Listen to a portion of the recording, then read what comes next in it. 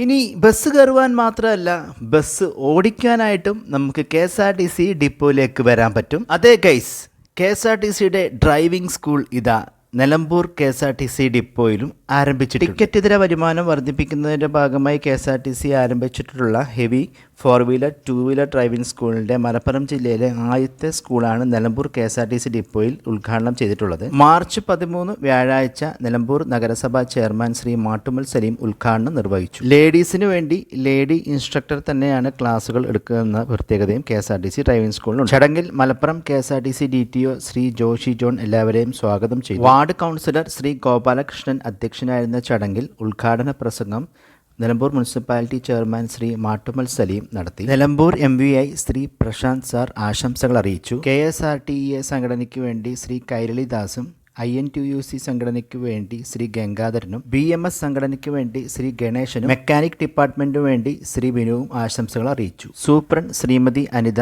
നന്ദി പ്രകാശനം നടത്തി. ഹെവി ലൈസൻസ് എടുക്കുന്നതിന് 9,000 രൂപയാണ് ഫീസ് വരുന്നത്.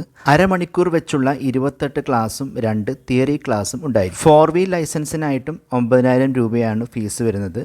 28 റോഡ് ക്ലാസും 2 തിയറി ക്ലാസും ഉൾപ്പെടും. ഗിയർ ഉള്ളതും ഗിയർ ഇല്ലാത്തതുമായ 2-വീലർ ലൈസൻസിന് വേണ്ടി 3,500 രൂപയാണ് ഫീസ് വരുന്നത്.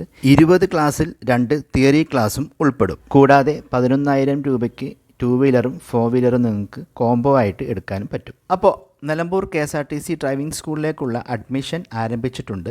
നിങ്ങൾക്കും ഡ്രൈവിംഗ് പഠിക്കാൻ താല്പര്യമുള്ളവരാണെങ്കിൽ താഴെ കൊടുത്തിരിക്കുന്ന നമ്പറിൽ കോൺടാക്റ്റ് ചെയ്യുക.